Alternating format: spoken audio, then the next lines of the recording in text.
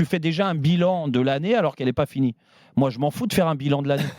Moi, je vais juste. En gros, tu veux qu'on fasse des pronostics. Non, mais il y a des. L'OM va pas. Non, mais il y a des. Non, mais c'est marrant ce que tu dis. C'est marrant du championnat. Non, mais c'est marrant. Mais non, au contraire. Donc, vu que j'ai l'émission tous les jours et comme Daniel qui a l'after tous les jours, on est obligé de faire des one shot à chaque fois. C'est-à-dire que tu prends le match. Toi, tu vas prier pour que l'OM termine 3e pour leur taper sur la gueule alors. Mais je prie rien du tout. Je leur souhaite de finir 2e et d'être très contents.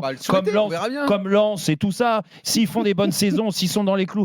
Je pense que c'est le minimum syndical pour Marseille de finir 2e, sachant que tu as pris une claque monumentale en Coupe d'Europe et tu étais le premier à nous dire, avec ton bouquin, qu'on est catastrophique. Donc Tudor n'est pas responsable de ce qui s'est passé sur le dernier match à prendre un but à la dernière seconde alors que tu étais qualifié en Europa League. Donc Tudor, il n'est pas responsable. Après Annecy, Tudor, il n'est pas responsable. Il n'est pas responsable d'Alexis Sanchez qui rate un peu. Ah oui, d'accord. Et de Kolasinac qui rate une tête à 2 mètres. Donc là, il faut. C'est quand ça t'arrange. Donc là, il faut minimiser le travail de Tudor, mais par contre le mettre en avant quand il y a des très bons matchs comme ça a été le cas à Lyon par exemple, où il y a en plus de ça un résultat qui va dans son sens, et que quand il y a des matchs nuls à domicile, et que quand il y a des leçons reçues à domicile sur une mi-temps, et que l'équipe de Marseille elle joue une mi-temps sur 2, qu'est-ce que tu penses toi? Tu dis que c'est spectaculaire? Le problème c'est que toi, en tant que bon soldat de la Ligue 1 qui la défend tout le temps, si tu fais la liste, en fait tu vas vite t'apercevoir que après Lens, il n'y a personne d'autre que l'OM.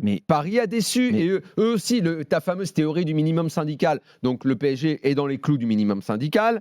Monaco, ils sont dans quel clou? C'est minimum syndical? Non, la saison qu'ils font, elle est inadmissible. Eux, ils sont plus dans la limite syndicale. Rennes, pareil, hors syndical par rapport à leur début de saison. Donc à la fin, quand tu vas passer le tamis, le tamis de Martinez, là non, c'est plus, c'est Binet maintenant. Il va te rester qui à la CGT? Il va te rester Marseille et Lens. Et donc, tape pas sur la gueule alors. Et donc t'es pas, par rapport à ce que tu dis, donc là tu te fies aux résultats. On est d'accord? Non. Bah si, c'est une équipe qui a enthousiasmé son public. À chaque fois qu'on regarde un match de l'OM, on s'ennuie pas. Mais arrête. Ah, tu t'ennuies toi avec l'OM? Mais le problème c'est que toi tu t'ennuies avec l'OM? Mais il y a eu des matchs où je me suis emmerdé. Il y a eu par rapport à Paris, Monaco, Rennes, tous les autres. Il y a eu des matchs qu'ils ont gagnés. Ils seront toujours au-dessus.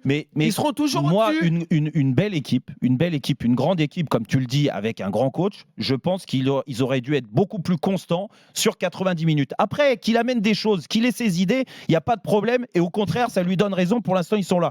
Mais n'empêche qu'il y avait des choses, des actes. Sampaoli, c'était pareil l'année dernière. Alors, pas le carré non plus. Attendez. On va arrêter tous les deux.